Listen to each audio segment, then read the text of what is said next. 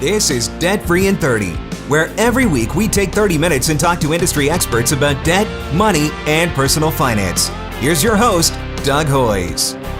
We've discussed payday loans here on Debt Free in 30 many times, and every time we do, I make the same point. Payday loans are expensive. In Ontario, the maximum a payday lender can charge is $21 on 100, so if you get a new payday loan every 2 weeks, you end up paying 546% in annual interest. That's the problem with payday loans. So why do people get payday and short-term loans if they're that expensive? And what can we do about it? Well, I'm a big believer in education. That's one of the reasons I do this show every week, to give my listeners different strategies to become debt-free. But is education enough? Or do we need more? Do we need stricter government regulations? Or are there other solutions? So how can we solve the payday loan problem? That's the topic today, and I've got two guests who recently co-authored a very detailed research study on this very topic, so let's get started.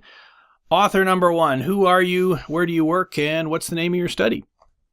My name is Brian Dykema. I'm the Program Director for Work and Economics at Cardis, and I am co-author of the report called Banking on the Margins. And let's have your co-author say hello. Tell us who you are and what you do here at Cardis. My name is Reese McKendry. I'm the other co-author of this report, and I am the lead researcher on this project here at Cardis. Excellent. You're the math guy, as we've already established here before we started. So I know from our Joe Detter study of people in Ontario who go bankrupt and file a consumer proposal that 63% of all payday loan borrowers who become insolvent have income of $2,000 a month or higher, and this is net income we're talking about, and more than a quarter of them, 27%, have income of over $3,000 per month. So these aren't low-income people. 30% of them are 50 years and older, so they're not young people either in a lot of cases. On average, our clients who have a payday loan have 3.5 payday loans when they file with us. So why? Why do people use payday loans? So why don't I start with you, Reese, on that, or Brian, whoever wants to chime in first. Let's start with the why question. Why do people use payday loans? The reason people use payday loans is generally because they're in urgent need of cash. The research we've done suggests that those that don't have a lot of money in the bank, so those with less than $500 in savings, are almost 3 times as likely to use a payday loan. Lower income people generally are more likely to use payday loans because they don't have as much savings in the bank. It's harder for them to save. But really, when you account for savings in the predictors for what drives payday loan use, the relevance of income actually drops out of what predicts payday loan use. So it's an urgency thing. And I guess that makes sense because in our study, we're seeing people at every different income level who are using payday loans. So again, I'll leave it with you then, Reese. Give me the solution then. Tell me the one thing that we can do right now based on your study that can solve this payday loan problem. Yeah, well, I think there is no magic bullet solution is really what we're getting at in this paper. It's a complex issue, and there's a lot of deeper issues that are driving this problem. But what we think we can do is there's actions that government, that financial institutions, that community organizations can take to shape a better market for consumers. Well, so let's flip it over to Brian then and maybe explore those in some kind of detail then. So there is no one single thing you can do to solve the payday loan problem.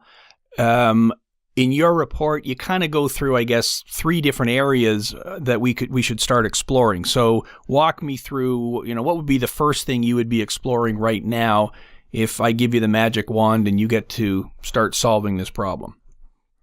Right. I think there's really it's a problem that, because it's so complex, requires a complex and multifaceted response. And our paper recommends, and I think there's good reason to pursue this, that the response needs to be led by 3 groups. One of them is, the primary group is financial institutions.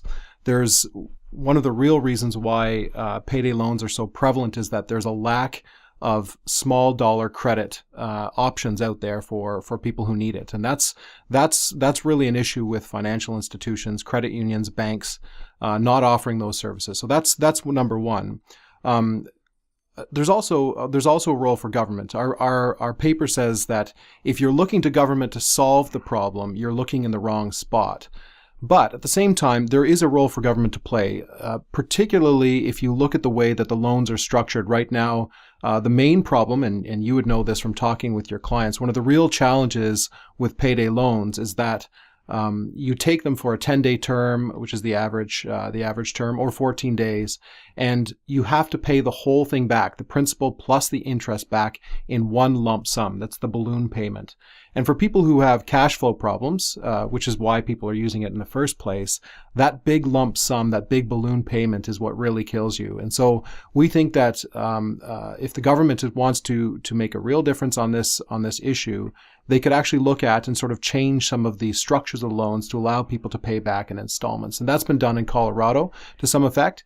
But again, we have to be careful. That's not a silver bullet. Just changing those loan structures is not going to change the market. It's still going to leave people without alternatives. So we need to have the financial institutions partnering with others to do that. And we think the third leg of the stool, and I think this is a very important one, the third leg of the stool is partnership with civil society organizations, people who want to invest in their communities to see their communities thrive, and who want to be able to provide some capital or some resources for the financial institutions who want to do this but don't have the resources to do that. And so we think that if we're going to address the problem, you need to have a partnership between financial institutions, community organizations, charities, community foundations, churches, others that are interested in investing in the community inside a strong and I think fair regulatory environment. So you hit on a lot of areas there. So I get to play devil's advocate here and just disagree with everything you said or question everything you said. So let's kind of go through it one by one then. So the first pillar in your stool, leg in your stool, I got to keep your analogies straight here. The first leg on the stool is financial institutions. Right. Okay. So the reason that banks don't give these kind of loans is because they presumably can't make money off it. If a bank could make money, they'd be doing it. Do you agree or disagree with that statement? Yeah, I think that the way that banks are structured is that they have to pursue the highest amount of money that they can make. So it may be that a product will make them a small amount of money, but because banks of their nature and the fact that they're publicly traded and they have to pursue, and try to maximize value for their shareholders, that there is not enough money in it for them. Right. So they'd rather go after credit cards and mortgages and car loans and things like that, exactly, which are higher dollar value amounts. So if my average credit card starts at $5,000 and my average small loan, payday loan starts at $500, well, it's pretty easy to see, even if the interest rate is 3 times as high on a payday loan, they're going to make more money on the credit card loan. So that's why presumably the banks are not in that business, which is why payday loan companies have come into existence. They can actually make money at that because I guess they've got a different cost structure. That's all they do, and they're able to do it. So do you have any hope then that you can turn this monolith around? I mean, the big banks in Canada make, each of them on average, $1 billion every 3 months. So can we actually convince them to look at this market, or is that not really realistic? I have sort of 2 responses to that. One is that I think when we're talking about financial institutions, we have to realize that there's more to it in the Canadian market than just the big banks. Obviously, they're the biggest players, but you also have a fairly robust array of credit unions, other organizations, the cooperative banking and that type of stuff that's around, that while they do want to make a profit, and many of them do and do well by their members, they're also interested in ensuring that the communities in which they work are thriving. So I think there certainly is something, and I'll say a bit more about the big banks later, but we have to realize there's more than just the big banks at play here. Credit unions are across the country and have a role to play. In fact, maybe even better suited for it. On the question of the big banks, though, I do think that one of the things that we've talked about is that if you're a bank, what you want, you will do well in a market economy that's thriving as a whole. And it does not do well and does not bode well for your future and the sort of long-term prospects for your organization if increasingly more and more people are getting into debt. It means that you're in an unhealthy situation. It's not a robust and vital economy. And I know that banks have a lot of corporate social responsibility programs and so on, and they're often aimed at sort of market initiatives or community initiatives and so on. We think there's actually an opportunity for them to dedicate some of those funds towards ensuring that the ground from which their future profits are going to be drawn is healthy. Yeah, and again, to play devil's advocate here, I'm of the view that credit unions, for the most part, are just banks. I mean, it's okay. They're smaller. In the past, a credit union was a community organization. The people at the local, auto parts plant got together, created a credit union. Their own money got lent to their own members. But now we have credit unions that are huge. They've got millions and millions and millions in revenue. Aren't they really just banks under a different name? I'd say there is actually a real difference between the banks and the credit unions. I know that the charters of all of them are often in their purpose and their very mission. They do talk about investing in their communities. And many of them, I'd say even most of them, I think I'd be willing to say that, put their money where their mouth is. And so absolutely, there's no disputing the fact that they need to be responsible and they need to understand the way markets work and that they need to get a profit for their members. But credit unions, I think, as a whole, as a body, as a community, are much more interested in ensuring that the communities in which from which they take deposits and in which they invest are healthy. And that's why I think in Canada, especially in this past year and in recent times, there's been an increased interest in addressing this and providing alternatives from the credit union world.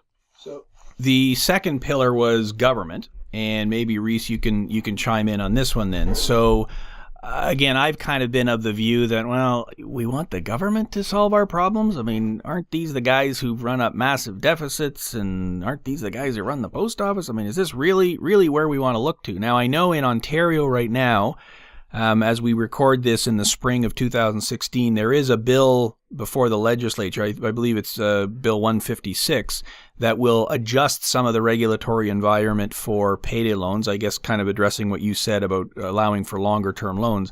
Are there other things that you think government should be doing now or other roles that government should have in this process? Yeah, and I think as Brian has said, we don't believe that government alone can fix this problem. But aside from regulation, we think that government can play a role in supporting financial institutions, community organizations, in helping develop these alternatives. So because there are public costs to debt dependency, whether it's increased cost to healthcare, policing services, there's a number of studies that have been done that have shown that the effects of payday loans on communities, on families, create costs for the state. So the government has a reason to get involved in helping support these alternatives, whether that's through providing funds for loan loss reserves or providing space and free advertising for these types of programs, just helping to create incentives for these institutions to develop these alternatives and helping to shift the economics of that market, because it is, as you said, such a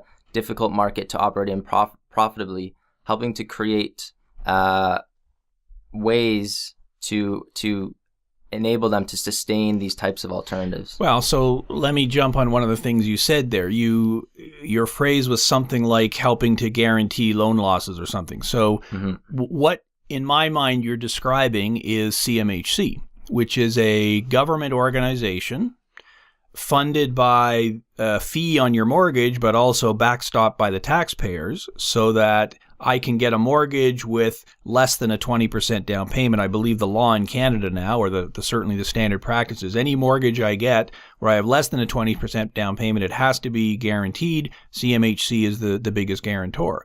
And so what we've seen, certainly in Ontario and British Columbia over the last 5 or 10 years, is massive increases in house prices because we now have the ability to borrow more. And of course, CMHC doesn't guarantee me. If I lose my job, they don't pay my mortgage. What they're doing is guaranteeing the banks. So these banks who make billions of dollars in profits don't have as much risk on their mortgages because the government is there to backstop it. Is that what you're suggesting, some similar organization for small loans and payday loans? Yeah, I think what you're pointing out is the fact that there's what they would call a moral hazard. That if we don't actually pay attention to the fact that there are risks associated with this, that we will end up funding a program that is actually just going to increase loans and so on. We don't want that. I do think, though, that as Rhys mentioned, there are real public costs to debt, and there are real public costs associated with the debt that comes from payday lending. So I think the government does have an interest in finding some ways to assist firms that, for whatever reason, are not able to actually provide that, given their own risk portfolios and so on, with a way to do that. One thing that we note in our paper, and I think that's unique about our approach, is that we think that it's not just, there are ways to do that mitigates that moral hazard, but that also involves non-government players in this field. And I know that there's a lot of charities, a lot of community associations that recognize the problems with payday loans. They see the problems in their community, and they want to do that as well. So we're not saying that the government should set up a CMHC for payday loans or anything like that, but that there's room for them to perhaps partner with community associations that will have their own accountability structures and will also be putting some skin in the game, so to speak. Well, so let's talk about that then, because that's the third chair on your stool. Or again, I butchered your analogy, sorry. It's all right. Leg on the stool. There we go. So the third leg on the stool was what you called civil society. And so you defined that as organizations like charities, community organizations, church groups, things like that, who aren't governments, who aren't banks, but who could play a role in this. So explain your vision for that then. How would, the local church group, the local charity potentially be able to help in this area? Well, I think one way they could do that, there are a number of ways, but probably the primary way is that they would be able to actually allocate some of the capital that would mitigate some of the risks, or at least provide a bit of a space for credit unions, basically looking at market-based, community-focused financial institutions to experiment. And this is one of the real challenges. One of the real problems with this is that there are not a lot of small dollar credit alternatives for people. So if you're looking for a $450 loan, which is, I think, the average size of a payday loan, there are not a lot of places where you can get that. And especially if you have some challenges with credit history, or if you're a newcomer or you're not familiar with that. So there's a role to play for institutions like churches that have often a lot of capital tied up in investments or what have you. Community foundations, many of which have, again, capital resources that they're there to invest in their communities. And I think if you provide a sort of a partnership, there's a local accountability structure. There's a sense in which that money is there. That's one way for these groups to do it. There are also, we could go on for a little bit, but there's also physical resources. One of the real contributors to the cost of payday loans is capital costs, buildings, rent, turning on the lights. And if you look throughout communities, there's a whole host of places that are run. There's actually physical space that could be provided by civil society organizations, by charities. Like the church basement kind of a thing. That's one example. The YMCA is another one. There's a whole host of those. And you also look at, for instance, I'm a good public transit user in Hamilton. I take the bus every day. You look and there's all kinds of empty advertising space. That's a huge cost for payday lenders. They invest heavily in terms of into advertising. And there's a way there, I think, for creative responses to helping innovate in this market. What role do you think debt plays in all of this? So in my study, of course, the people who go bankrupt have a whole bunch of other debts, and they end up having a payday loan kind of as the last resort, and that's what tips them over the edge. So one of my answers to the problem is, well, take a look at your debt profile. Maybe what you have to do is clean up the $50,000 you have in credit cards and lines of credit and all the other stuff first, which would lessen the need for this high interest, high urgency lender. Is that a factor at all? Is that something that you noticed in your study at all?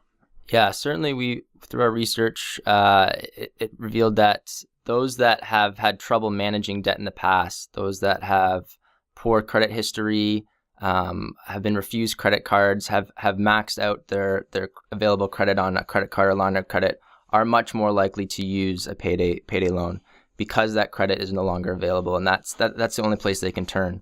So helping people to manage that credit, to manage their money better, to improve their credit rating and build their credit rating so they can access higher quality credit is important. As a starting point. So, well, I think that's a good way to end it. Now, just so that everyone can actually read this study, your organization's name is Cardus, Cardus. And what's your website? Yeah, the best way to find the study is go to www.cardus.ca, and Cardus is cardus.ca. And if you want to do that as cardus.ca/payday loans, that'll bring you right to the site. There's a short video there that sort of describes our work, and you can download the paper there as well. Yeah, and then you've got a search function on there, and there's a whole bunch of other studies that you've done over the years. So I guess one question I should ask you then, you guys are funded by the big banks then? Is that where all your money comes from to do all this stuff? Who's paying for this? Yeah, if any of the CEOs of the big banks are listening, I would love to have a conversation with you and to take a check from you, but we're not actually funded by the big banks. This was funded by a private foundation and private donor, this work. And both of those folks who helped support this project have no interest in the payday lending environment, nor in some of the alternatives. This was philanthropists who were quite concerned with their community and wanted to see some of this work done. So, and that's where all of our funding comes from private donors and community foundations and what have you. It's not the big banks, and there you go. Certainly not. Well, excellent. Well, that's a great way to end this segment. We're going to have more in a minute. Brian Dykema, Reese McKendry, thanks for being with me today. Thanks for having us. Thank you. You're listening to Debt Free in 30 with Doug Hoyes. We'll be right back. You're listening to Debt Free in 30. Here's your host, Doug Hoyes. Welcome back. It's time for the 30-second recap of what we discussed today. On today's show, Brian Dykema and Reese McKendry discussed the need for financial institutions, government, and civil society to work together to address the payday loan problem. That's the 30-second recap of what we discussed today. I agree that new approaches are necessary, but I think the starting point is to deal with the other debt consumers have before they take out a payday loan. Of my clients that have a payday loan, 82% of them also owe money on at least one credit card. So if they could deal with their other debts, that may significantly reduce the need for a short-term payday loan. That's our show for today. Full show notes are available on our website, including links to the Cardus study we talked about today. So please go to our website at hoyes.com, that's HOYES.com, for more information. Thanks for listening. Until next week, I'm Doug Hoyes. That was Debt Free in 30.